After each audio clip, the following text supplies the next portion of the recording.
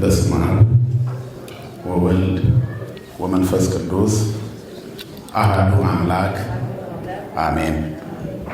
ሰላመ ገብርኤል መልአክ በላዕለ ማርያም ዘዐረፈ ከመ እዜኑ ህዳጠ ወአኮ ትሩፈ እግዚአብሔር አበኒ ሲሳይ ልቡና መጽሐፈ ወአፉ የሙሴ ለእመ ኮነ ጸያፈ ጰራቅሊጦስ ዐረዊ ኩነኔ አፈ። ወደ እመቤታችን የመጣውን ታላቁን የምሥራች ቅዱሱን ወንጌል የትውልዱን ብስራት አምልጬና አስፍቼ ሳይሆን በጎልዳፋ አንደበቴ እንድመሰክር መንፈስ ቅዱስ ለእኔ አንደበት ለሁላችንም ደግሞ ሰሚ ጆሮና አስተዋይ ልቦና አይንፈገን። ክቡር አባታችን መልአከ መንክራት መምህር ቀሲስ አንዱዓለም የዚህ ታላቅ ደብር አስተዳዳሪ፣ የተከበሩ አባታችን ሊቀ ጠበብት መምህር መንክር፣ ክቡር አባታችን ሊቀ ጠበብት መምህር ሩይ፣ ክቡር አባታችን መጋቤ ሃይማኖት መምህር ቀሲስ ዶክተር ቸርነት አበበ፣ መርሃ ግብሩን የመራ ወንድማችን ሊቀ ዲያቆናት መምህር በረከት፣ ክቡራን አባቶቻችን ስማችሁም የጠራናቸውም ያልጠራናችሁም ካህናት ሊቃውንት እለ ጸዋዕነ ስምክሙ ወእለ ይጸዋዕነ አስማቲክሙ፣ ክቡራን መምህራን ወንድሞች፣ የሰንበት ትምህርት ቤት አባላት፣ ከሩቅም ከቅርብም ተሰብስባችሁ በእግዚአብሔር ቤት በመቅደሱ ለወንጌል ድግስ ለመንፈሳዊ ጥሪ ራሳችሁን ያዘጋጃችሁ የእግዚአብሔርን ጥሪ የቤተክርስቲያንን ድምፅ የምታከብሩ የተከበራችሁ የተወደዳችሁ ኦርቶዶክሳውያን ክርስቲያኖች፣ ምዕመናን፣ ምዕመናት፣ አባቶች፣ እናቶች፣ ወንድሞች፣ እህቶች፣ ሕፃናት እስከ ሞት ድረስ በወደደን በመድኃኒተ ዓለም በኢየሱስ ክርስቶስ ፍጹም ፍቅር እንደምን ዋላችሁ? እንደምን አመሻችሁ? እንደምን ቆያችሁ? ለባህርዩ ሽረት ለመንግሥቱ ምልፈት የሌለበት የዘመን ዘመናት ባለቤት የጨለማችን ብርሃን የሞታችን ትንሣኤና የትንሣኤያችን በኩር ከሞት ወደ ሕይወት ከርኩሰት ወደ ቅድስና ያሸጋገረን የደከመ ጉልበታችንን በፍቅሩ ያደሰልን ዘወትር የሚራራልን አባት ድካማችንን አይቶ የሚረዳ እስራታችንን የሚፈታ ስብራታችንን የሚጠግን ፍቅሩ ከእናት ልጅ በላይ ውድ የሆነ መድኃኒተ ዓለም ኢየሱስ ክርስቶስ ስሙ ለዘላለም የተመሰገነ ይሁን። ለዓለም ሕዝብ ሁሉ የተስፋ ምንጭና የድኅነት ማስገኛ የሆነች እግዚአብሔርን የምናይባት የሕይወት መስታወታችን ስለ አምላክ የምንነጋገርባት ቋንቋችን የምህረት እናት ንግሥት የፍጥረት ሁሉ እመቤት ቅድስተ ቅዱሳን ንጽሕተ ንጹሐን ሰአሊተ ምሕረት አቁራሪተ መዓት እናታችን ድንግል ማርያም ስለ አማላጅነቷ ስለ እናትነቷ ስሟ ለዘላለም የተመሰገነ ይሁን። ጻድቃን፣ ሰማዕታት፣ ቅዱሳን መላእክት ሁሉ እንደየክብራቸውና እንደየሞገሳቸው ክብርና ምስጋና ይድረሳቸው። የማትሰጥመዋ መርከብ እንደ እግዚአብሔር ፈቃድ የምንነጋገርበት የትምህርታችን ርዕስ የሚሆነው ይሄ ይሆናል። ታሪኩን የምናገኘው የማቴዎስ ወንጌል ምዕራፍ 8 ከቁጥር 23 ባለው ታሪክ ላይ ይሆናል። እስከ ቁጥር 27 ድረስ ያለውን ኃይለ ቃል ብቻ እናነባዋለን። በዚህ ሳምንት ወይንም የፊታችን በምንከተለው ሳምንት ውስጥ ይሄ የወንጌል ክፍል ነው የሚነገረው። እንግዲህ ካለው ሰዓት አንጻር ስንጀምር በጣም ከትላንትና ዛሬ ስላረፈድን ትምህርቱን እናሳጥረውና አንዷን አንቀጽ ብቻ የመርከቢቱንና የባህሩን ንውጽውጽታ ታሪክ እናነባለን። ግን አንድ ነገር የምነግራችሁ ስንዱ እመቤት የሆነች ተዋሕዶ እናታችን ቤተክርስቲያን በዚህ ሳምንት ውስጥ እስከ ህዳር 20 ድረስ ያለውን ሳምንት በቅዱስ ያሬድ ዜማ አምላክ ፍጹም በህላዌሁ ተብሎ ይከበራል 7ቱ ቀን። ስለዚህ አምላክ ፍጹም በህላዌሁ ዘሃሎ እምቅድመ ይትፈጠር ዓለም ዘበመንግሥቱ ይኮንን ዓለመ ሰማየ ገብረ ለስብሐቲሁ ምድረ ዓለመ ፈጠረ ወምድረ ሳረረ ወገሰጸ ባሕረ እያለ ይቀጥላል። እግዚአብሔር በሕልውናው ፍጹም ነው፣ በባህሪው ባነዋወሩ ፍጹም ነው ብሎ ይጀምራል። ታዲያ የወንጌሉ ክፍል ከባህሩ ንውጽውጽታ መረጋጋትና ነፋሳትን ከመገሰጹ ጋር ዓለምንም ሰውንም ፍጥረቱንም ሁሉ እንደገሰጸ የሚናገረውን የቅዱስ ያሬድን ክፍል ከወንጌሉ ጋር ያገናኘዋል። ቅዱስ ያሬድ ነው የቤተ ክርስቲያናችን ግጻዊ በነገራችን ላይ። ስለዚህ ቤተ ክርስቲያን ደግሞ ታቦተ ጽዮን ከሀገራችን ትውጣለን ያሉበትን የፍልስጤማውያንን ታሪክ ታቦተ ጽዮንን ከተቀበሉ መልሰው ከተረከቡ እስራኤላውያን ጋር አያይዛ ትሰብካለች። ጌርጌሴኖን አጋንንት ያደረበትን ሰው አውጥቶላቸው ጤነኛ ካደረገ በኋላ አጋንንቱ ወደ እሪያዎች እንዲሰፍሩ አደረገ። እሪያዎች ስለሞቱባቸው ከሰው መዳን ይልቅ የእሪያዎቻቸው ሞት ስለቆረቆራቸው እግዚአብሔርን ከሀገራችን ውጣልን አሉት። ፍልስጤማውያንም ለታቦተ ጽዮን ክብር ባለመስጠታቸው ከሀገራችን ትውጣልን አሉ። እግዚአብሔር ከእኛ ጋር የሚኖረው እኛ ለሱ በተመቻቸ ሁኔታ ላይ ስንቆም ብቻ ነው። ትልቁ መልእክት ይሄ ነው። ክርስትና ለእግዚአብሔር በተመቻቸ መንገድ ላይ መቆም ነው። እግዚአብሔርን ደስ በሚያሰኝ መንገድ ላይ። በልጅነታችን ፍልሰታን ሰዓታት ስንቆም አንድ ትልቅ አባት ነበሩ፣ አባ መዓዛ ደስታ፣ በረከታቸው ይደርብን። በጣም የተማሩ ሊቅ፣ በዚያ ላይ ደግሞ ጥንቅቅ ያሉ አዋቂ፣ እንደው መዝሙረ ዳዊትን በቃላቸው የሚደግሙ አባት ነበሩ እና ንኢ ላይ በመቋሚያ እየቀጠቀጡ እየደበደቡ የተኙትን ሁሉ ይቀሰቅሱ ነበር እየዞሩ። ለምንድን ነው ይህን የሚያደርጉት ሲባሉ፣ እንዴ ንኢ እኮ ልንላት ነው እመቤታችንን፣ እመቤታችን ልትመጣ ነው፣ ተኝታችሁ ነው እንደ የምትጠብቋት፣ ተነስታችሁ ጠብቋት ይሉ ነበር። እና በሕይወታችን ውስጥ አንቀላፍተን እግዚአብሔር ስንት ያምልጦን ይሆን? ሰንፈን እንቅልፍ ተጭኖን መንፈስ ቅዱስ ሊወርድልን ጸጋ ረድኤቱ በረከቱ ከእኛ ጋር ሊሆን የታቀደበት ቀን አመልጦን እንደሚያውቅ ታውቃላችሁ። ብዙ ቀን ስንመላለስ ቆይተን የሆነ ቀን ያመለጠን ጸጋ እንዳለ አታስቡትም? ስለ አርባ ሐራ መድኃኔዓለም የሚነገር ታሪክ የአርባ ሐራ ማለት አርባዎቹ ወታደሮች ማለት ሐራ ማለት ወታደር ማለት ነው። የእግዚአብሔር ሰራዊቶች የታጠቁ ትጥቃቸው ጾምና ጸሎት የሆነ ወገባቸው የታጠቀ መብራታቸው የበራ ይሁን ለሰላም ወንጌል በመዘጋጀት እግሮቻቸው ተጫምተው ቁሙ ይላል ቅዱስ ጳውሎስ። ስለዚህ የታጠቁ ነበሩ እና እስከ አንገታቸው ድረስ ባለው ውሃ ውስጥ ተነክረው 40 ቀን ሙሉ ጸሎት ሊጸልዩ 40ዎቹ ሰራዊቶች ገቡ። አንድ ቀን ሲቀረው ይላል ታሪኩ፣ አንዱ ወጣ፣ ደከመው፣ ሰውነቱ ዛለ፣ ነፈረ በውሃው። ስለዚህ ሲያቅጠው ሲደክም ወጣ። ከዛ በ40ኛው ቀን 40 አክሊላት ወረደላቸው ይላል ታሪኩ። ከዛ 39ኙ አክሊላት 39ኙ የጸኑት ላይ ካረፈ በኋላ አንዱ ማረፊያ አጣ። ከዚያም በኋላ ወደዚያ ሲንከራተት አንድ ገበሬ ሁሌ ሲጸልዩ እያያቸው የሚቀናባቸው የዚያ አካባቢ ሰው ተመለከተና ማረሻውን ጥሎ እርሻውን አቁሞ ሮጦ ሄዶ እጁን በትምህርተ መስቀል አድርጎ ቢሰለፍ እላዩ ላይ መጥቶ አረፈበት።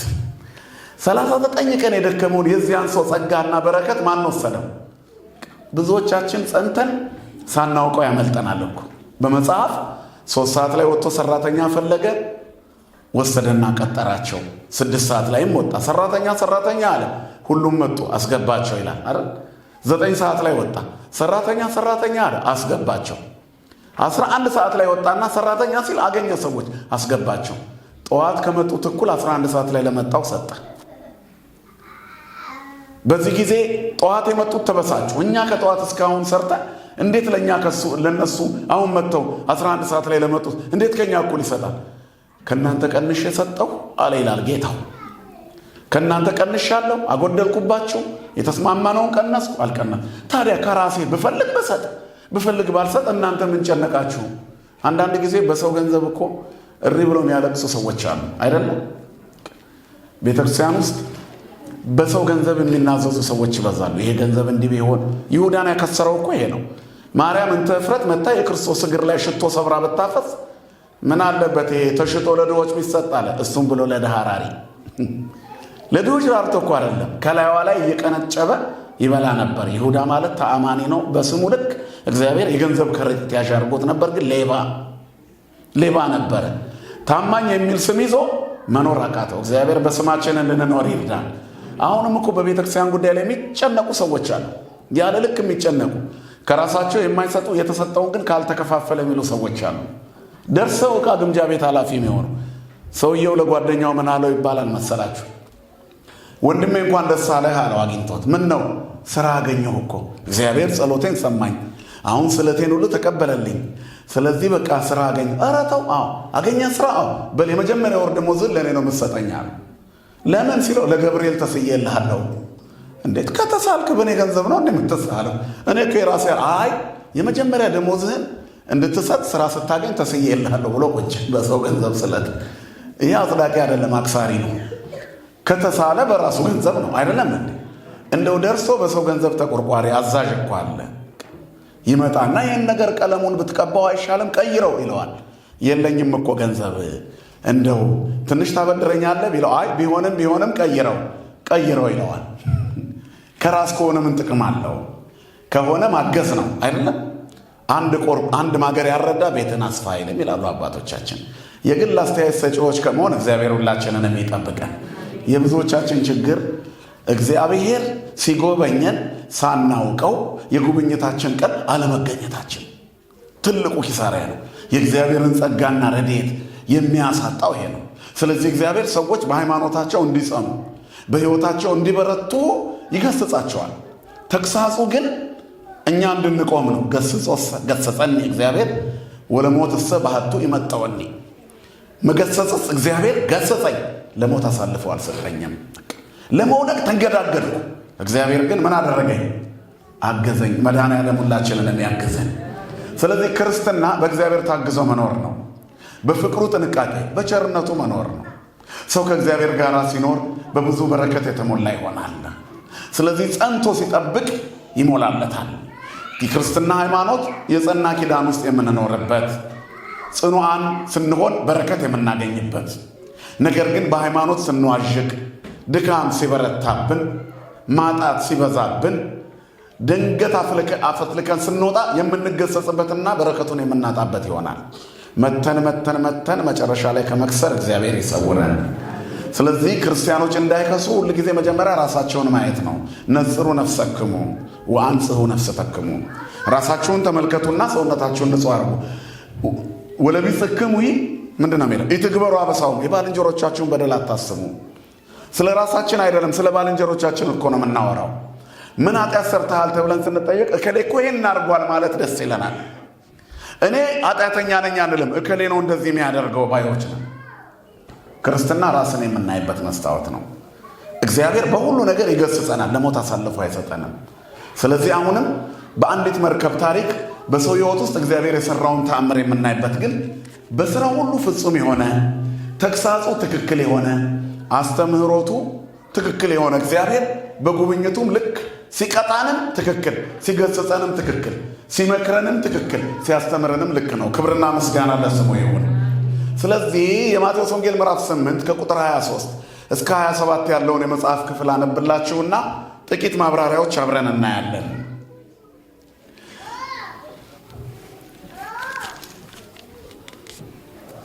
ወደ ታንኳም ሲገባ ደቀ መዛሙርቱ ደግሞ ተከተሉት።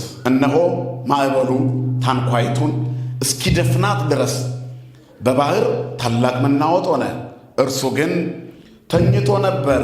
ደቀ መዛሙርቱም ቀርበው ጌታ ሆይ አድነን፣ ጠፋን እያሉ አስነሱት። እርሱም እናንተ እምነት የጎደላችሁ ለምን ትፈራላችሁ አላቸው። ከዚህ በኋላ ተነስቶ ባህሩንና ነፋሱን ገሰጸ፣ ታላቅ ጸጥታም ሆነ። ሰዎቹ ነፋሳትና ባህርስ እንኳ ስለሚታዘዙለት ይህ እንዴት ያለ ሰው ነው እያሉ አደነቁት ይላል። ስለ ቃሉ አምላካችን እግዚአብሔር ስሙ ለዘላለም የተመሰገነ ይሁን። እግዚአብሔር ትክክል ነው። በሁሉ ውስጥ እግዚአብሔር ልክ ነው። እግዚአብሔር አንድም ቀን ተሳስቶ አያውቅ። በሥራ ሁሉ ልክ ነው። ይህንን ነው እንግዲህ የሚነግረን። እግዚአብሔር ፍጹም ነው። ሲገሰጽም ልክ ነው፣ ሲቆጣም ልክ ነው፣ ሲሰጥም ልክ ነው፣ ሲከለክልም እግዚአብሔር ልክ ነው። አምላክ ፍጹም በህላዌሁ፣ እግዚአብሔር በአነዋወሩ በህልውናው ፍጹም ነው፣ እንከን የሌለው ነው። ከዓለም በፊት የነበረ ዘሃሎም ቅድመ ይትፈጠር ዓለም ሳይፈጠር በአነዋወሩ በጌትነቱ በአንድነቱ በሶስትነቱ ያለ እግዚአብሔር ዘበመንግስቱ ይኮንን ዓለመ እግዚአብሔር በፍትህ አገዛዙ ዓለምን ይመራል ይገዛል። ይሄንን ዓለም ይፈርድበታል ይፈርድለታል ይገስጸዋል ይመራዋል። ሰማይ ገብረ ለስብሐቲሁ ለክብሩ ሰማይን ፈጠረ ዓለመ ፈጠረ ወምድረ ሳረረ ወገሰጸ ባሕረ ይልና ወገሰጾሙ ለኩሉ ፍጥረትን ሁሉ ገሰጻቸው። ዓለምን ሁሉ ዓለምን ፈጠረ ሰማይን ለክብሩ ፈጠረ እያለ ይናገራል። እግዚአብሔር ትክክል ነው። ይህንን ከወንጌሉ ጋር አንስቶ ነው ቅዱስ ያሬድ የሚነግረን። የዚህ ሳምንት መዝሙር የፊታችን እሑድ ረዥም መዝሙር ነው፣ ግን ትልቅ አስተማሪና የሰው ልጆችን መንፈሳዊ ቁመና ለመከርከም የሚረዳ የቅዱስ ያሬድ የሰንበት መዝሙር ነው። የቅዱስ ያሬድ በረከት በሁላችን ላይ ይደርብን። ስለዚህ የአሁኑን ወንጌል ነው የምናየው። እግዚአብሔር ሰማይንም ያለ ምሰሶ መሬትን ያለ ካስማ የዘረጋ ልክ ነው ባነዋወሩ። እግዚአብሔር ከዓለም አስቀድሞ በሕልውናው ይኖር ነበር። በባህሪው ምሉእ ነው። እግዚአብሔር በምስጋና ይኖር ነበር። ምስጉን ሆኖ እኩት ሆኖ ይኖር ነበር። የተመሰገነና ምስጉን ተመልኮ ይኖር ነበር። ተመስግኖ ይኖር ነበር። ማን ያመሰግነዋል? ማን ያከብረዋል ብለን ብናስብ ባህሪው ያመሰግነዋል ይላሉ አባቶቻችን። በባህሪው እግዚአብሔር አምላክ ነው። በባህሪው ንጉሥ ነው። በባህሪው ቅዱስ ነው። ከዓለም በፊት ንጉሥ ነው። እግዚአብሔር ሰም ቅድመ ዓለም ንጉሥ ውእቱ ነው። እግዚአብሔር ሰ ንጉሥ ውእቱም ቅድመ ዓለም እግዚአብሔር ከዓለም አስቀድሞ ንጉሥ ነው ይላል መዝሙር 73 ላይ። አባ ዲዮስቆሮስም እምቅድመ ዓለም ወእስከ ለዓለም ሀሎ እግዚአብሔር በመንግስቱ ከዓለም አስቀድሞ እግዚአብሔር በመንግስቱ አለ። እግዚአብሔር በትስልስቱ በሶስትነቱ እግዚአብሔር አለ። በአንድነቱና በሶስትነቱ እግዚአብሔር በመለኮቱ እግዚአብሔር አለ። ተመልኮ ተመስግኖ ከብሮ አለ። ዓለም ሳይፈጠር ምንም ሳይኖር እግዚአብሔር አለ። ያልነበረበት ጊዜ የለም፣ የማይኖርበት ጊዜ አይኖርም። ለቀዳማዊነቱ ጥን ለዳህራዊነቱ ፍጻሜ የለውም። እግዚአብሔር እስከ የሚል ታሪክ የለውም። በዚህ ጊዜ አልነበረም አይባልም። ስለዚህ ከምንም ነገር በፊት እግዚአብሔር ነበረ። የሌለበት ዘመን የለም። እኛ ያልነበርንበት ዘመን አለ። ደግሞም የማንኖርበት ዘመን ደግሞ አለ። በዚህ ምድር ላይ ዘላለማዊነታችን ወደ ዘላለማዊ አምላክ እቅፍ ስንጠጋ ብቻ ነው ፍጻሜያችንን ያሳምረልን። ስለዚህ ክብሩ በሱ ብቻ እንደቀረ አውቆ እግዚአብሔር ሰማይን ለክብሩ ፈጠረ። ሰማይ ገብረ ለስብሐቲሁ ዓለመ ፈጠረ ወምድረ ሳረረ ዓለምን ፈጠረ፣ ምድርን መሰረተ፣ ባሕርንም ገሰጻት፣ ፍጥረቶቹን ሁሉ ገሰጸ፣ አስተማረ፣ መከረም። የፈጠረው ሰማይን ፈጠረ ለክብሩ መላእክትን ፈጠራቸው ያመሰግኑት ያከብሩት ዘንድ። ምድርንም ፈጠረ ይላል ለምስጋና እንዲያከብረው። እንዴት አድርጎ? ከምድር አፈር ሰውን ሰራ። ምድር ሲል ሰውን፣ ምድር ሲል ምድራውያን ፍጥረታትን። ሰማይን ፈጠረ ለምስጋናው ለክብሩ ሲል ከሰማይና ከምድር ሕልውና በፊት የነበረ እግዚአብሔር ሰማይን ሲፈጥር ሰማያውያን መላእክትን ሞላባቸው። በኢዮር በራማ በኤረር መላእክትን አስቀምጦ ክብሩ ባህሪው የሚያመሰግነው እግዚአብሔር የሚያመሰግኑት ረቂቃን ዘላለማውያን ፍጥረታትን አስቀመጠ። ክብርና ምስጋና ለስሙ ይሁን።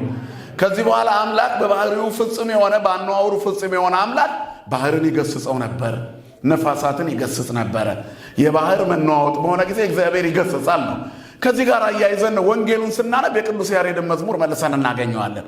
አባታችን ቅዱስ ያሬድ ከዚሁ ከወንጌል ወስዶን የዘመረልን ኦርቶዶክሳዊ ተዋሕዶ ቤተክርስቲያን ቅዳሴውን መጽሐፍ ቅዱስን ቅዳሴ አድርጋ ትቀድሳለች፣ ማህሌት አድርጋ ትቆማለች፣ ሰዓታት አድርጋ ታመሰግንበታለች፣ ትማጸንበታለች፣ መዝሙር አድርጋ ትዘምረዋለች፣ ቅኔ አድርጋ ትቀኘዋለች። በሁሉም ውስጥ መጽሐፍ ቅዱስን በዜማ የምታስተላልፍ ተዋሕዶ ናት። ክብርና ምስጋና ለአምላካችን ይሁን። ስለዚህ በወንጌሉ ቃል የሚነጋገረው ቅድም እንዳየነው እግዚአብሔር ወደ መርከብ ገባ። ካስተማረ በኋላ ከመከረ በኋላ የመረጣቸውን ተከተሉኝ ብሏቸው ግማሾቹ ምክንያት አብዝተው ይህን ሁሉ ካስተማረ በኋላ በመርከብ ወደ ባህር ገባ። በጌንሳሬት በጥብርያዶስና በገሊላ ባህር፣ ሦስቱም ስሞች የአንድ ባህር ስም ነው። ታንኳ ላይ ይወጣ ነበር፣ እያስተማራቸው ይወጣ ነበር። ምክንያቱም ለምሳሌ ማስተማሪያነት ያስፈልጋል። ሁለተኛ መንፈሱ በውሃ ላይ ሰፎ ይኖር ነበርና ትላንት እንዳልነው የእግዚአብሔርን መንፈስ በውሃ ላይ ሰፎ ይኖር ነበር። ስለዚህ በሁሉ እግዚአብሔር አለና ሙሉ በኩል የሆነ አምላክ በአጭር ቁመት በጠባብ ደረት ተወስኖ በባህርም በየብስም ተመላልሶ ለማስተማሩ አንዴ በየብስ አንዴ በባህር ላይ እየሄደ ይመክር፣ ያስተምር፣ ይገስጽ ነበር። ተፈጥሮንም ይገስጽ ነበር። ወገሰጸ ባሕረ ወገሰጾሙ ለኩሉ ፍጥረት፣ ፍጥረቱን ሁሉ ገሰጸ፣ አስተማረ። ስለዚህ በባህር ላይ ሲሄድ ደቀ መዛሙርቱም ወደ ታንኳው ተከተሉት። ከዚያ በታንኳይቱ በውስጠኛው ክፍል ክርስቶስ ኢየሱስ ተኝቶ ነበር። ከዚያ በኋላ ከፍተኛ ወናሁ ኮነ አብይ ድልቅልቅ በውስተ ባሕር ይላል። በባህር ውስጥ ከባድ የሆነ መናወጥ ሆነ። መርከቧን እስኪደፍና ድረስ ማዕበል ተነሳ። ደነገጡ። ከዚያ በኋላ እሱ ግን ተኝቶ ነበረ። እሱ በመርከቧ ውስጠኛው ክፍል ተኝቶ ነበር። እግዚአብሔር ይተኛ የሚተኛ ሥጋ ስለለበሰ በባህሪው እንቅልፍ የሌለበት እንቅልፍ የሚስማማንን እኛን ሥጋ ስለለበሰ እግዚአብሔር ተኛ። ስሙ ለዘላለም የተመሰገነ ይሁን። ኃጢአት ያስተኛውን አዳምን ተኝቶለት ሊቀሰቅሰው እግዚአብሔር ተኛ። የማይደክመው እግዚአብሔር ደክሞት በባህር ውስጥ አንቀላፋ። ከእንቅልፋችን ሊያነቃን መንፈሳዊ መንቃትን ሊሰጠን እግዚአብሔር የወደቀውን ሰው ሊያነሳው ሁሉን ሆነ። ስሙ የተመሰገነ ይሁን። ስለዚህ ተኝቶ ነበር። ወቀርቡ አርዳይሁ ወአንቅህዎ ወይቤልዎ እግዚኦ አድኅነነ ከመ ንሙት። ወዲያው ቀረቡና ኧረ ጌታ ሆይ መርከቧ ልትሰጥም ነው። ባህሩ ውሃው ደፈናት። እስኪ ደፍናት ይላል መጽሐፉ። ተሸፍና መታየት እስኪያቅታት መርከቧ ልትሰጥም ደርሳ ነበር። እንዳንጠፋ አድነን አሉት። ቀስቅሰውት አጠገባቸው ጋር ያለውን ጌታ ቀሰቀሱት። አጠገባቸው ጋር ያለው አምላክ ላይ ጮሁበት እንዲመልስላቸው። ጮኸው አቤቱ ድረስልን አሉት። ምንት ያፈርሃክሙ አንትሙ ሕጹፃነ ሃይማኖት፣ እናንተ ሃይማኖት የሌላችሁ እምነታችሁ የደከመ ተጠራጣሪ ከኔ ጋር ሆናችሁ ምን ያስደነብራችኋል? እምነት የጎደላችሁ ብሎ ገሰጻቸው። ወገሰጾሙ ለኩሉ ፍጥረት። ከዚያ በኋላ ከሰዎቹ ቀጥሎ የሚያስጨንቃቸውን ገሰጸው። ስሙ የተመሰገነ ይሁን። ከዚያ በኋላ ብርቱ ከባድ ጸጥታ ሆነ። ነፋስን እንኳን ተው ሲለው እሺ ብሎ የሚተውለት ከሰው አልፎ ከፍጥረት አልፎ ነፋሳት እንኳን ሳይቀር ተመለሱ ሲላቸው እንደ ሰው ወደ ኋላ ሰብሰብ ብሎ የሚመለሱለት ይሄ ማን ነው? እንዴት ያለ ሰው ነው ብለው ተደነቁ ይላል። ክብርና ምስጋና ለስሙ የሆነ አባቶቻችን አምላክ። በዚህ ወንጌል ውስጥ 1 3 4 ነጥቦች እናያለን። መጀመሪያ የምናየው ነው ወኮነ አብይ ድልቅልቅ የሚለው ታላቅ መናወጥ ሆነ። የባህሩ ንውጽ ታኬት የመጣ ነው። መርከቧ ቤተክርስቲያን ነች። ባህሩ ዓለም ነው። ማዕበሉ የዚህ ዓለም ፈተና መከራ ነው። አንድም መርከቧ የእግዚአብሔር ማደሪያ የሆነ የሰው ልጆች ሰውነት ነው። ሰው ባህሩ ዓለም ነው። ማዕበሉ ብርቱ የሆነ ፈተና ነው። ክርስቲያን በዚህ ዓለም ላይ ሲኖር በባህር ላይ ያለ መርከብን ይመሰላል። መርከቧ የምትሰጥመው ውሃ ከገባባት ብቻ ነው። ማዕበል ስላስቸገራት አትሰጥምም። ውሃ ሲገባባት ግን ምን ትሆናለች? ትሰጥማለች። ክርስቲያንም ብርቱ ፈተና ስለመጣበት አይወድቅም። ለፈተናው ሲሸነፍና እጁን ሲሰጥ ውስጡ ሲገባ ግን ምን ይሆናል? ይሞታል። በኮፕቲክ ግብፅ ኦርቶዶክስ ቤተክርስቲያን ሁሌ በየሳምንቱ የምትታተም ስፕሪንግ ኦፍ ላቭ የምትባል መጽሔት አለች። እዛ መጽሔት ላይ ተጽፎ ትምህርት ቤት እያለው ያነበብኩት አንድ ታሪክ አለ። በፈተና ስለተጨነቀች አንዲት ልጅ እናቷ ጋር ገብታ ስትናገር እናቷ ያስተማረቻት በማድ ቤት ጥበብ ነበር። ካሮት፣ እንቁላልና ቡና አስቀምጣ ሶስቱንም በተመሳሳይ መጠን ባላቸው የውሃ መቀቀያ ውስጥ የፈላ ውሃ ውስጥ ከተተችው ይላል። ከዚያ በኋላ መጀመሪያ ካሮቱን አወጣች። ሲገባ እንዴት ነበር አይተሽዋል? አዎ ጠንካራ ነበር። ልምሽምሽ ሙክክ ብሎ ነበር ካሮቱ። ይሄንን ሆኗል። ሁለተኛውን ደግሞ እንቁላሉን አወጣችው። ሲወጣ እንቁላሉ ምንም አይነት ለውጥ የለውም። ነገር ግን ምንም ይሆን አይመስልም። ሰብራ ከፍታ ስታሳያት አስኳሉ አይፈስም። እንደ መጀመሪያው ሕይወት ያለው ነገር ሊወጣበት አይችልም። ውስጡ በእሳቱ ተቃጥሎ ሞቶ ነበር። በሶስተኛው ቡናውን ቀርታ አሳየቻት። ልጄ ሆይ ካሮቱን አየሽው? እንክት ብሎ በአንድ የተሸነፈ ይሆናል። እንቁላሉን ተመልከችው። ላዩን እያማረ ደና መስሎ ውስጡ በእሳት ተበልቶ ያለቀ ሰውን ይመስላል። ሶስተኛው ግን የመጣበትን ፈተና ተቋቁሞ አሸንፎ የራሱን መዓዛ ያስቀመጠውን ይመስላል። በዚህ ዓለም ላይ በፈተና የቱን ትመስያለሽ አለቻት። የኔና የእናንተም ሕይወት ይህንን ይመስላል። የምንነጫነጭ ከሆነ በሚደርስብን መከራ እንዋጣለን። ቻል አድርገነው ደግሞ ተሸንፈን ጻድቃን መስለን ነጠላ ለብሰን ብቻ የምንኖር ከሆነ እንደ ባለጸጋ መቃብር በእብነ በረድ እንዳማረ ሲቆፈር ግን ሐውልት እንዳልተሰራለት እንደ ድሃው መቃብር እኩል የሆነ አጽም እንደሚገኝበት እንሆናለን። በሁለት የሞቱ ሰዎች መካከል በድሃና በሀብታም መካከል ያለው ልዩነት የአቀባበሩ ሁኔታ ነው እንጂ ከተወሰነ ጊዜ በኋላ ሲቆፈር ሁለቱም አንድ አይነት ናቸው፣ አጽም ናቸው። ከምስጥ የሚተርፍ የለም። ሁለቱም በብረት ሳጥን የሚቀበር በምን በስብሶ መሽተቱ አይቀርም። ሰው ከንቱ ነው፣ ሰብሰ ከንቱ ይመስል ሰው ከንቱ ነገርን ይመስላል። ስለዚህ ሰዎች በሚሞት ሥጋ ኃጢአት እንዳይነግስ ማንን ማክበር አለበት? ክርስቶስን። በሚሞት ሥጋችሁ ኃጢአት አይንገስ፣ በሥጋችሁ እግዚአብሔርን አምልኩ፣ እግዚአብሔርን አመስግኑ፣ በሥጋችሁ እግዚአብሔርን አክብሩ። የራሳችሁ አይደላችሁም ይላል። ክብርና ምስጋና ለስሙ ይሁን። የራሳችን አይደለንም፣ የተዋስነው ነው።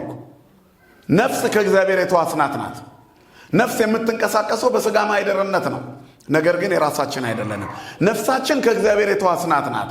መክብብ 3 ላይ ምን ይላል? የጭንቀት ቀን ሳይመጣ ለሁሉም ጊዜ መክብብ 12 ላይ የጭንቀት ቀን ሳይመጣ በጉብዝና ወራት ማንን አስብ ይላል? ፈጣሪን አስብ። ደስ አያሰኙም የምትላቸው ቀናት ሳይመጡ ይልና ነፍስም ወደ ባለቤቷ ወደ እግዚአብሔር ሳትሄድ ይላል። ወደ ፈጣሪዋ ትሄዳለች። ለካ ወጣው ነፍስ የእግዚአብሔር ናት። በውስጣችን የእግዚአብሔር እስትንፋስ አለ። ከሥጋ ጋር የማትበሰብስና የማትፈርስ የማትሞት ነፍስ በሥጋችን እንዳለች እናስተውል ይላል። መድኃኔዓለም ክርስቶስ ሁላችንን የሚጠብቅ። ስለዚህ ክርስቲያኖች በዚህ ዓለም ላይ ሲኖሩ የራሳቸው አይደለችም ነፍሳቸው። በአደራ እንዲጠብቋት የተሰጣት ተውሰን ያገኘናት ናት። ስናበላሻት የእግዚአብሔር ትንፋሽ ናት። ወደ እግዚአብሔር ትሄዳለች።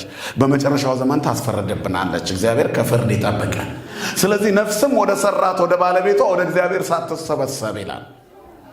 ይህንም ሲተረጉሙ የነገረ መለኮት ሊቃውንት ነፍስ የራሳችን አይደለችም። የማነች ማለት ነው? የእግዚአብሔር እስትንፋስ ናት። እግዚአብሔር ሰውን ከምድር አፈር ሰራው፣ የሕይወትን እስትንፋስ እፍ አለበት። ስለዚህ መዋጥ የለባትም በዚህ ዓለም ፈተና። መሸነፍ የለብንም። ብርቱዎች መሆን አለብን። ንውጽ ውስጣው እንዳያስደነብረን ነው። ቡናው ውጦት ነው ያስቀረው። በመዝሙራችን ዘፈኑን መዋጥ አለብን። በመንፈሳዊ ቅድስናችን ርኩሰቱን መዋጥ አለብን። በቅድስናችን መዓዛ መዋጥ አለብን። የሚመጣው መቅሰፍት የሚመልስ ሁሉን የዋጠ የቅድስና ሕይወት ያስፈልገናል። እግዚአብሔር ኃይል ይሆነን ለሁላችንም። ስለዚህ ንውጽ ውስጣው ፈተና ነው። ግን ክርስቲያኖች እጅ መስጠት የለባቸውም። ሌሎችን ልክ እንደ ቡናው የፈላ ውሃ ውስጥ ሲገባ ሊሸነፍ አይደለም የገባው፣ ሊያሸንፍ ነው። ወደዚህ ዓለም የመጣ ነው ልንሸነፍ አይደለም፣ ልናሸንፍ ነው። ዓለምን በሞት ሽታ ውስጥ ያለውን ዓለም በዕጣን መዓዛ ልንቀይረው፣ በሕይወት መዓዛ ልንቀይረውን የመጣ ነው። እኛ የምንቆምበት ቦታ ሁሉ የተቀደሰ መሆን አለበት። አጋንንት የበቁ ሰዎች ያሉበት አካባቢ መቆም አይችሉም። በውስጣቸው እሳት ስለሆኑ ቅዱሳን እየገረፉ ያስወጧቸዋል። አያችሁ፣ ቅድስና ክርስቲያኖች ያሉበት ቦታ፣ ወንጌል የሚነበብበት ቦታ፣ ስልጣነ ክህነት ያላቸው ካህናት ገና መስቀላቸውን ሲያስቀምጡ መቃጠል ይጀምራል። የማን ኃይል ስለሆነ? የክርስቶስ ኃይል ስለሆነ። እግዚአብሔር ከሁላችን ጋር ይሁን። ስለዚህ የባህሩ መናወጥ ክርስቲያኖችን ሊያስደነግጣቸው አይገባም። ክርስትና የፈተና ሕይወት ነው። ማዕበሉ ታንኳን እስኪደፍራት መናወጥ ሆነ፣ ግን አትሰጥምም። የማትሰጥመው መርከብ ክርስቲያንን የሚፈተን ነገር ግን የማይሸነፍ ነው። ክርስትና አለመፈተን መፈተን ነው፣ ነገር ግን አሸንፎ መውጣት ነው። ወርቅ አፈር ነው። ከአፈር ውስጥ ተለቅሞ ይወጣል። ከዛም በኋላ ወርቅ መሆኑ ለማረጋገጥ ደግሞ እሳት መግባት አለበት። እኛም አፈር ነን፣ ነገር ግን አፈር ብቻ አይደለንም። የእግዚአብሔር እስትንፋስ በውስጣችን አለች። ተመልሰን አፈር ገብተን በትንሣኤ እንወጣለን። የማን ስለሆነ? የክርስቶስ ስለሆነ። እግዚአብሔር ሁላችንንም በክብሩ ከፍ ያድርገን። ስለዚህ ማዕበሩ ቢያናውጣትም አልተሸነፈችም፣ ቆመች። አሁንም እናወጣለን በሕይወት። ባላጋራችሁ ዲያብሎስ የሚውጠውን ፈልጎ እንደሚያገሳ አንበሳ ይዞራልና በመጠን ኑሩ፣ ንቁ ነው የሚለው። ክርስቲያን የነቃ የሚጸልይ የበረታ ከዲያብሎስ ፈተና ራሱን የሚጠብቅ ሰይጣን አጠገቡ ጋር እንዳለ የሚያውቅ ግን የእግዚአብሔር ጥበቃ እንደሚበልጥ የሚያምን ነው ማለት ነው። ክብርና ምስጋና ለአምላካችን ይሁን። ያለ ፈተና መኖር የለም። ያለ ማዕበልም ባህር ያለ ማዕበል ኩሬ ነው። ኩሬ ደግሞ የረጋ ውሃ ነው፣ ይሸታል። ክርስቲያንም ያለ ፈተና ሰነፍ ነው። የተሸነፈ ለዲያብሎስ እጁን የሰጠ ነው፣ በቁሙ የሞተ ነው። ምውት ግኑዘ አካል በአካሉ ማለት ነው። በቁሙ የተገነዘ የሞተ ነው። ክርስቲያን ያለ ፈተና ከኖረ ልዩ ልዩ ፈተና ሲደርስባችሁ ደስ ይበላችሁ፣ ዋጋችሁ በሰማይ ታላቅ ነው። በእኔም ምክንያት ፈተና ሲደርስባችሁ፣ በማኅተቡ ምክንያት ክርስቲያን ሲፈተን ደስ ይበለው። ቤተክርስቲያን በብዙ ፈተና ውስጥ ነው ያለችው። በሥጋ መደገፍ በማጣታችን ይከፋናል እንጂ ግን ተዋህዶ የጸናች ሃይማኖት ለመሆኗ ምልክት ነው። ክርስቶስ በወንጌል በስሜ መከራን ትቀበላላችሁ ብሏል። ክርስቲያኖች የሆኑ በስሜ የተጠሩ እነማን ናቸው? ምልክቱ መገፋት ነው። የክርስትናው ምልክቱ መናቅ ነው። በአሁኑ ሰዓት የተናቀችው ኦርቶዶክስ ነች። ምራቅ የሚተፋባት ኦርቶዶክስ ነች። ነጠላቸው እየተቀደደ የሚጣለው የኦርቶዶክሳውያን ነው። በዓላቸውን በደስታ እንዳያከብሩ ፈተናው በስነ ልቦና በአካልም ጫና የበዛባቸው ክርስቲያኖች ናቸው። በሀገራችን ይሄ ምንድነው? የንጽህናችን ምልክት ነው። ካጨበጨበው ጋር ስለማናጨበጭብ ክርስቶሳዊ ብቻ መዓዛ ስላለን ዓለም የቆሸሸው ዓለም ከዲያብሎስ ጋር ያለው አካል ይጠላናል። ፈተናው የበዛብን የዲያብሎስ ኃይል ያየለ ስለመሰለ ነው። ድሉ ግን የኛ ነው። ማን ከኛ ጋር ስላለ? መርከቧን እስኪ ድፍናት ማዕበሉ ይሞላል። ነገር ግን ነፋሳትን ጸጥ የሚያደርግ ንጉሥ በውስጡ አለ። ስሙ ለዘላለም የተመሰገነ ይሁን። ስለዚህ በፈተና የሚጸና ብሩክ ነው። መጽናት አለብን። ብዙ ብእሲ ዘይቴገሳ ለእኪት ነው እስመ ተመኪሮ ይነስ አክሊለ ሕይወት ዘአሰፈወሙ እግዚአብሔር ለለ ያፈቅርዎ። በፈተና የሚጸና የተባረከ ነው። ከተፈተነም በኋላ ለሚወዱት ተስፋ አርጎ ያዘጋጀውን አክሊል ያ ሰው ይወርሳል። እግዚአብሔር ለሚወዱት ተስፋ ያዘጋጀው አክሊል አለ። ለሚወዱት ተስፋ አርጎ የሰጣቸው አክሊል አለ። እሱን ያገኛል ተፈትኖ ያለፈ ሰው። ስለዚህ ተዋህዶ መጨረሻዋ የድል አክሊል ነው። በሃይማኖታችን እግዚአብሔር ያጽናን። ስለዚህ በስም ብቻ ክርስቲያን አትሆኑ ነው። መጽሐፍ ታገኙ ዘንድ ሩጡ ይላል። ትጉ ነው። ክርስቲያን መንቃት አለበት። ሁሌ መጸለይ አለበት። መበርታት አለበት። መርከቧ ውስጥ ማንቀላፋት አይፈቀድም። አጠገባቸው ጋር ያለ የተኛ መስሎ የነሱን ቅስቀሳ የሚጠብቅ አምላክ አለ። ስለዚህ አጠገባቸው ጋር ወዳለው ወደ እግዚአብሔር ጮህ። እግዚአብሔር ቅርብ ነው። ምን አሉት? ሁለተኛው ነጥብ የደቀ መዛሙርቱ ጩኸት ነው። እነ ቅዱስ ጴጥሮስ ጥርሳቸውን የነቀሉበት ባህር ነው። ያደጉበት ጌንሳሬት ባህር ነው። አሳ ሲያጠምዱበት የኖሩበት። ስለዚህ ከመርከቧ ላይ ውሃም ቀርተው ለመጣል ቢሞክሩ ያላቸውን ቢጥሩም መርከቧ ግን የምትሰጥም መሰለች። ባህሩ እስኪደፍናት ድረስ ማዕበሉ ተነሳ። እንዲህ አይነት ማዕበል አይተው አያውቁም። ስለዚህ አድህነነ ከመ ኢንሙት፣ እንዳንሞት እንዳንጠፋ እንዳንሰጥም አድነን አሉት። ጌታ ተነሳና ምን ያፈራሃክሙ አንትሙ ሕጹፃነ ሃይማኖት ወገሰጸ ባሕረ ወገሰጾሙ ለኩሉ ፍጥረት ያለው ቅዱስ ያሬድ ይሄንን ነው። ባህሩን መጀመሪያ ገሰጸ። መጀመሪያ እግዚአብሔር መጀመሪያ አማኞቹን ገሰጸ። እኛን ይገስጸናል። መጀመሪያ አጠገባቸው ወዳለው ወደ እግዚአብሔር በመጮኻቸው ተረፉ። ብዙ ስብስብ ችግሮችና ፈተናዎች አሉብን አይደል? ጮሁበት። እግዚአብሔር ላይ ሲጮሁበት ይሰማል። ልጅ አባቱን ከጎተጎተው አባት ስለ ልጁ ጉትጎታ ብሎ ልመናውን ይፈጽምለታል አይደል? ምክንያቱም የልጅነት መንፈስ ነው። አባዬ በእናትህ እማዬ በእናትሽ ብሎ አንጀት ከበላ አገጫችንን ጉንጫችንን እየሳመ ልጃችን ካስጨነቀን ልንፈቅድለት የማንፈልገውን እንኳን ሐኪም እንኳን የከለከለው ነገር ቢኖር ስለ ፍቅሩ ትንሽ ቆንጥረን እንሰጣለን። ባይሆን ሄደን ሐኪሙ ጋር ንስሐ እንገባለን። ትንሽ ሰጥቼው ነበር ስላስቸገረኝ ብለን አይደል? ልክ አይደለሁም እንዴ? ፍቅር ይበልጣል። ክርስቶስ የሚበጀንን ነው የሚሰጠን። አምሮታችን ሲበዛ ይጠብቀናል። ክብርና ምስጋና ለስሙ ይሁን። አጠገባቸው ወዳለው ጌታ እንዳንጠፋ አድነን ብሎ ጮሁ። መፈተናችን ጥሩ ነው ማለት ነው። እዚህ ጋር ጸሎተኛ ያደርገናል። አሁን እኮ ተመቻችተን ተደላድለን ብንኖር አንቻለም። በዚህ የፈተና ወቅት ውስጥ እንኳን ክርስቲያኖች ጭፈራውን አልቻሉትም እኮ። በየጭፈራው ቤት የሚያድረው ብዛቱ፣ እንደው ኃጢአት ብቻ የሚሸት ነገር ሲፖስት የሚውለው ብዛቱ። ጠዋት ነጠላ ለብሰው ቄጠማ ይዘው ይታያሉ። ከሰዓት በኋላ አሸሸ ገዳሜ ነው። ሁለቱም ቲክቶክ ላይ ይፖሰታል። በቃ ጥለት ብቻ ነው የሚቀየረው። ሰውየው ያው ነው፣ ራሱ ነው። ከእግዚአብሔር ጋር ከሰይጣንና ከእግዚአብሔር ጋር እኩል ለመኖር የሚጥር ትውልድ። ሁለት እግር አለኝ ብሎ ሁለት ዛፍ ሊወጣ የተዘጋጀ የዓለምን ጸበል ጸዲቅ በደንብ አድርጎ እየቀመሰ በሰይጣን ጽዋ እየተጎነጨ፣ እዚህ ጋር ደግሞ መዝሙሩም የኔ እንደው ቅዳሴውም የኔ ካልሆነ ብሎ የሚታገል ሰው የሁለት ሀገር ባንዲራ የሚያውለበልብ የጨለማና የብርሃን በሁለት እጆቹ ያለ ግማሽ የተቀባ ግማሽ የተላጨ እንዲህ የሆነ ዓለም እኮ ነው ያለው። ስለዚህ ፈተናው በጣም የበዛው ቦታችንን ስላልያዝን ነው። እግዚአብሔር ምንድን ነው ያለው? የምወዳቸውን እገሥጻቸዋለሁ አይደል የሚለው? እንግዲህ ንስሐ ግባ ራእየ ዮሐንስ ላይ እኔ የምወዳቸውን እመክራቸዋለሁ። በራድ ወይም ትኩስ አይደለህም። ካፌ ልተፋህ ነው ወይ? በራድ አይደለህ፣ ቀዝቃዛ አይደለህ። ቅዝቅዝ ያልክ ብትሆን እንደው ለማሞቅ ይመቻል። ወይ ትኩስ አይደለህ፣ አስቀዳሽም ነህ፣ እንደገና ደግሞ መራቂም ነህ፣ ረጋሚ ነህ፣ ድንግልም ነህ፣ ዘማም ነህ፣ ጻድቅም ነህ፣ ኃጥእም ነህ። ሁሉም አምሮናል። በሁለቱም በኩል አለን። እየዘፈንን እና እየዘመርን መንግሥተ ሰማያት መግባት እንፈልጋለን። እየቀማንና እየመጸወትን ገነት መግባት እንፈልጋለን። አንዱ ሌላውን ሊያካክሰው አይችልም። በነገራችን ላይ በካሳ የሚካሄድ ክርስትና የለም። ለኃጢአታችን እንጠየቃለን። ጽድቅ ሺህ ጊዜ ብናረግ ስለ ኃጢአቱ ክርስቲያን ንስሐ መግባት አለበት። እንግዲህ ንቃ፣ ንስሐ ግባ፣ እመጣብሃለሁ ይላል ዮሐንስ። እግዚአብሔር ይምጣልን አይምጣብን፣ ከመጣብን ጉዳችን። ስለዚህ ምንድነው ፈተና እንድንጸልይ ያደርገናል። ማዕበሉ መኖሩ ጥሩ ነው። በወገኖቻችን ጉዳትና መታረድ ልባችን ይደማል። በምድራዊ ጥበቃ ውስጥ ተንቀን መኖራችን ልባችንን ይሰብራል። ዜጎች ሆነን ሰዎች ሆነን እንደሌላ እንደ ባይተዋር በገዛ ምድራችን መታየታችን ልባችንን ይሰብራል። በምድር ላይ ሁሉም ግን የእጁን ያገኛል። እግዚአብሔር ሁላችንንም ያነቃናል። መጨረሻ ላይ ስሙ የተመሰገነ ይሁን። የሚገስጽበት ቀን አለ ማዕበሉን። መርከቧ ተረጋግታ እንድትቆም የሚፈልግበት ጊዜ ግን የመርከቧ ውስጥ ነዋሪዎችስ ነውጠኞች ናቸው ጤነኞች? ችግሩ እኮ ይሄ ነው። በመርከቢቱ ውስጥ ያለነው እኛ ስለሆንን ለማን ጸጥ ያርገው ማዕበሉን? ያልተረጋጋን ህዝቦች ነን። ስለዚህ ልክ እንደ ደቀ መዛሙርቱ ቀርበን ወቀርቡ አርዳኢሁ ወአንቅህዎ ነው። ደቀ መዛሙርቱም ወደ እርሱ ቀረቡ። ሁለት ሐሳብ የያዘ የለም።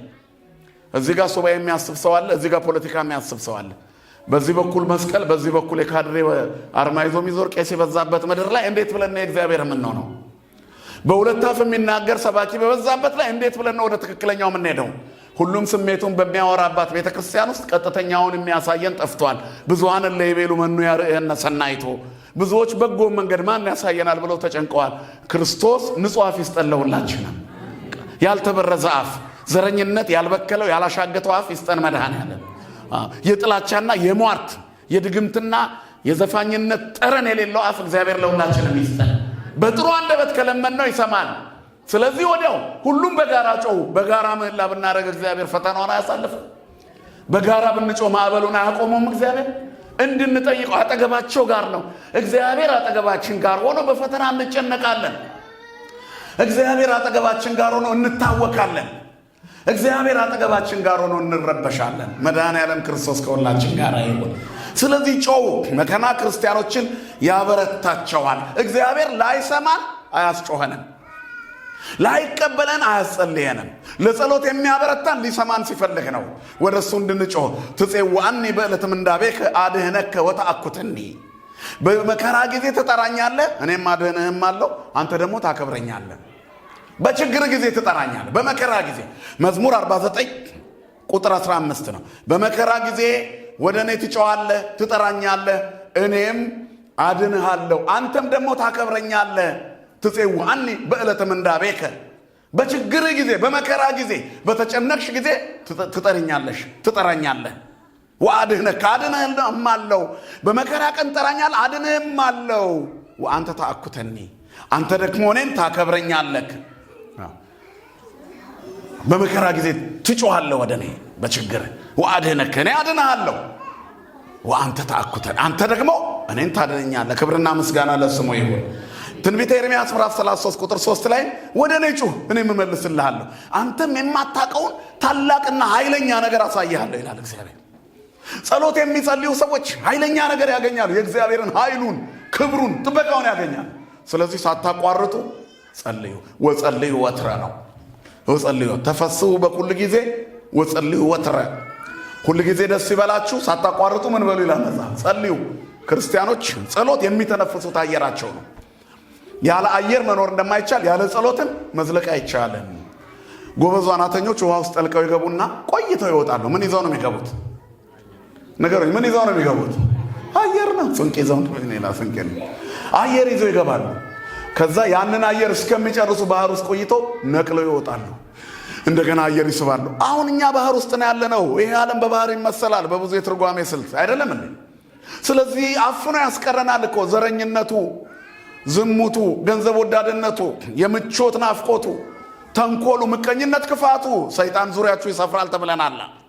ስለዚህ አንቆ ይዘናል፣ አንቆ። ስለዚህ ምን ማድረግ አለብን? በተቻለን አቅም አጠገባችን ወዳለ ወደ እግዚአብሔር መጮህ አለብን። ጸሎት ኦክሲጅን ነው። ስበን እንገባለን፣ በዛ አየር እንቆያለን። ሲያልቅ ተመልሰን እንስባለን። በየጊዜው እንጸልያ። ጠዋት በተነፈሰው አየር አሁን እዚህ ጋር ያለ ሰው አለ? ንገሩኝ እስቲ። ጠዋት ተንፍሻለሁ ብለህ አቁመሃል አየር? ተወጧት አይደለም ቅድም ጸሎት ከመጀመሩ ይሄ ስብከት ከመጀመሩ በፊት አየር ስቦ እስካሁን የሚቆይ ሰው አለ ንገሩኝ እስኪ አያችሁ ያለ አየር ያለ ጸሎትም እንደዚህ ነው የሰከንድ ሽርፍራፊ እግዚአብሔር የአይን ሽልብታ ያህል አይን ተከድኖ እስኪገለጥ ቢተወን ነበርን እንሆናለን መድኃኔዓለም አይተወንላችንም ስለዚህ መጮ ያስፈልጋል ስንጮ ማን ይሰማናል እግዚአብሔር ጸሎታችንን ይስማል ደቀ መዛሙርቱ ቀረቡ ወደ እግዚአብሔር ጮው አጠገባቸው ወዳለው እግዚአብሔር ባለማየትም መጨነቅ የለበትም ከጭንቀቱም ያረጋጋውን ውዳሴ ማርያም ማንሳት አለበት ባለማየትም መጨነቅ የለበትም ዳዊት መድገም አለበት ባለማየትም መጨነቅ የለበት ምንድነው የምታረጉት መኪናችሁን ድራይቭ ያያረጋችሁ የሆነ ስትረስ ውስጥ ተወርቁ የምታረጉት ነገር አለ እንዴት እንደምትወጡ ነው ግራም ይገባችሁ እና በሐሳብ ውስጥ ሆናችሁ ወይ እግዚአብሔር ከከፍተኛ አክሲደንት ያተርፋችኋል አይደል እንቅልፍ እስኪጫጫናችሁ ይጨንቃችኋል ለምን ትጨነቃላችሁ ህጹሳን ሃይማኖት ለምን ትሆናላችሁ ዓለም እንደሆነች ማዕበሏ ያቋርጥ የሚያስጨንቅ ነገር መኖሩ አይቀር ምን ይሁን ጭንቀት የአገር ቤት ጉዳይ ያስጨንቃችሁ የራሳችሁ ጉዳይ ምን ያስጨንቃችሁ ስትነዱ ሰላም ለኪና ጸሎተ ማርያም ውዳሴ አቡነ ዘበሰማያት እየደገማችሁ ነው እያያችሁት እየከፈተው ይሄዳል መጥቶ ሊያፈናችሁ ያሰበው ሰይጣን ለቀቅ ሲያደርገው ብዙ መንገድ ይታያቸዋል መንገድ የሌለ ድፍን የሚመስለው ላይ እግዚአብሔር መንገድ አለው ስሙ የተመሰገነ ይሁን በአውሎና በወጀብ መካከል ምን አለው እግዚአብሔር መንገድ አለው አውሎና ወጀብ የተባለው ብዙ ጭንቀትና ፈተና ነው መከራና ጭንቅ ጥብብ ማለት ነው ሰዎች ራሳቸው እስኪፈነዳ ራስ ምታት እስኪይዛቸው እንቅልፍ ብሏቸው እየሄዱ መንገድ ላይ እስኪደክሙ ድረስ ይጨነቃሉ ለምን እንጨነቃለን የሚያስጨንቃቸውን ሁሉ በርሱ ላይ ጣሉት አጠገባችሁ ወዳለው እግዚአብሔር ጮ ብዙ ሰዓት ሞከሩ ምንድነው ያስፈራችሁ መጀመሪያ ያጠሩኝም ነበር ወይ እኔ ከናንተ ጋር ሳለው ለምን ትጨነቃላችሁ እግዚአብሔር የሚነግረን ይሄንን ነው ምን ያስፈራችኋል እኔ እኮ አለው ከናንተ ጋር በጸሎት የሚኖር ክርስቲያን ይፈተናል ግን ያልፋል ማን ስላለ ከሱ ጋር መድኃኔዓለም ከሁላችን ጋር አይሁን ስለዚህ ማለት መጮህ ነው ሶስተኛው እግዚአብሔር እነሱን የገሰጸበት መንገድ ነው ምን ያፈራሃከሙ ለምን ትፈራላችሁ ከአስፈሪዎቻችን በፊት ፍርሃታችንን ይጣላል እግዚአብሔር አያችሁ ፍርሃታቸውን ገሰጸው አለማመናቸውን ገሰጸው የእግዚአብሔር ስም አለማመንን ያርቃል ሞትን ያስደነግጣል አይደል ስለዚህ አከ ይስማ ሞት ወይ ደንግጥ ስምህን ሰምቶ ሞት ይደንግጥ ወቀላያት ይሰጠቃ ወከይሲት ከየድ ይላል ከይሲን ሸነፍ ቀላያት ይሰንጠቁ አለማመን ይራቅ ቅናት ጥቅም ያገኝ መርዝ ያላቸው የፍጥረት ወገኖች ንገ የማንን ስም ሰምቶ የእግዚአብሔር ስም አያችሁ አለማመንን ያርቃል ቅናትን ያስወግዳል የማዕበሉን ፍርሃት ከኛ ላይ ያርቃል ከማዕበሉ በፊት ስለ ማዕበሉ ያለንን ፍርሃት ከሞት በፊት ስለ ሞት ያለንን ፍርሃት እግዚአብሔር ከኛ ውስጥ ያወጣል ስጋትን መንቀል ይችላል አስደነገጣችሁ የማርቆስ ወንጌል ምዕራፍ 9 ላይ አቤቱ አለማመኔን እርዳኝ ስላለው ሰው ታውቃላችሁ አይደል ልጁን በጨረቃ ጋኔን እየመጣ የሚያስጨንቅበት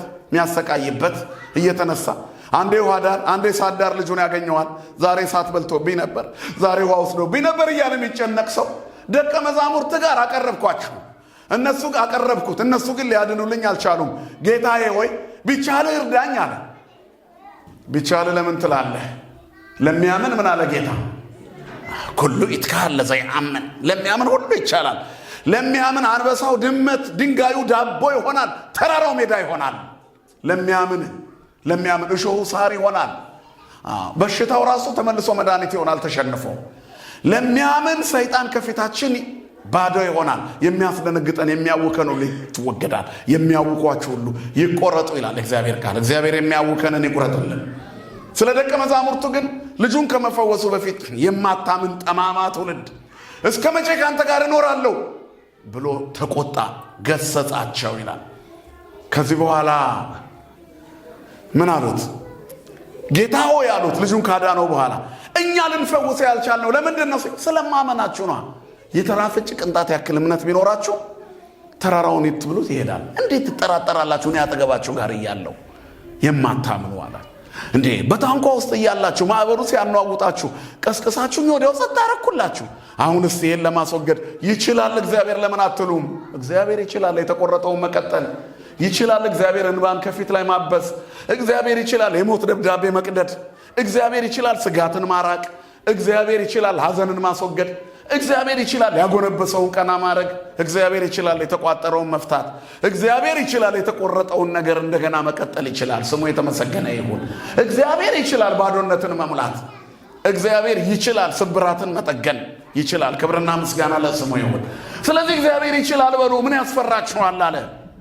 ፍርሃታቸውን ካስወገደ በኋላ ተነሳና ማዕበሉን ገሰጸው። ስለዚህ እኛ ምን ያህል ያስፈራን? ምንድነው የሚያስፈራን? አሁን በዚህ ዓለም ላይ ምንፈራው ምንድነው? ስጋታችን ሞት። ከሞት ቢቀር ሰው የለም። ፍጻሜያችንን ያሳምርልን። ህመም ነው የሚያስፈራን? እግዚአብሔር ፈዋሻችን ነው አይደለም? ብንኖርም ብንሞትም የማንነኛ እመኔ ሀየውነ ለእግዚአብሔር ነሐዩ ነው አይደል? ቅዱስ ጳውሎስ ወእመኒ ሞትነ ለእግዚአብሔር ነመውት እመኒ ሀየውነ ወእመኒ ሞትነ ለእግዚአብሔር ነህነ። ብንሞትም የእግዚአብሔር ነን፣ ብንኖርም የማንን? ለምድር ታሪክ አይደለም፣ ከእግዚአብሔር ጋር የተጣበቀ ነው ፍጻሜያችን እንዲያምር እንጂ። በጣም የሚያምር ኑሮ በሰማይ ነው ያለው እኮ። እዚህ ምን ኑሮ አለ? አንዴ ትከሻለሽ፣ አንዴ ትጠቁሪያለሽ አይደል? ሰውነታችን ተጠብሶ ፊታችን ተጠብሶ ሰውነታችን ስንከሳ መከራ ዓለም ራሱ ለኛ የሚሰጠን አስተያየት ስንከሳ ምን ያዛት ምን ያዘው ነው የምንባለው። ስንወፍር ደግሞ ተስፋ ቆረጠው ይልሃል ዓለም። በየትኛውም እንኳ ዓለም አሞግሶን አያውቅም። ስለዚህ ዓለም ላይ ያለው ኑሯችን የውሸት ኑሮ ነው የምንኖረው። እግዚአብሔር ከኛ ጋር እንዲሆን ድጋፋችን እርሱ ይሁን። መደገፊያችን ኃይላችን እግዚአብሔር ይሁን። በእግዚአብሔር የተደገፈች ነፍስ አትጠፋም። በአንተ ታምናለችና አንተን የተደገፈችውን ነፍስ ፈጽመህ ትጠብቃታለህ ይላል መጽሐፍ። ስለዚህ በእግዚአብሔር ላይ መደገፍ ማዕበሉን ድል ያደርጋል። ምንት ያፈራሃክሙ አንተሙ ሕጹፃነ ሃይማኖት፣ እምነት የጎደላችሁ ለምን ትፈራላችሁ ካለ በኋላ ድንጋጤያቸውን አስወገደላቸው። ብዙ ጊዜ ለጠላታችን የምንሰጠው ግጽፈት የተሸነፍን ያደርገናል። የፈራነው ፍርሃታችን እግዚአብሔር ከኛ ላይ ሲያስወግድ የምንበሳጨው ያ ፍርሃታችን ለካ በእግዚአብሔር ፊት ቀላል መሆኑን ስናውቅ ነው። ምን አስፈራኝ? አምላኬን ለምን ተጠራጠርኩት? ለምንድን ነው ያላመንኩት ብለን እንቃጠላለን። ውስጣችን ይነዳል። በጣም እንቆጫለን። ለዚህችው ነው የኔ መድኃኔዓለም ሲመጣ ጥርግ አድርጎ ለሚያስወግደው ድካም ምን ያስጨንቀኛል? እግዚአብሔር ጭንቀትን ከሁላችን ላይ ያርቅልን።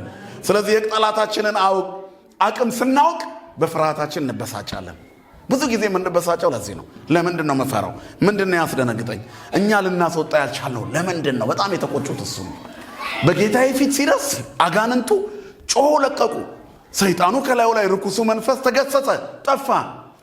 ለምንድን ነው እኛ ጋር መሸነፍ ያቃተው? የክርስቶስ የመሆን አቅማችን ስላነሰ። ደቀ መዛሙርቱ ተቆጩ።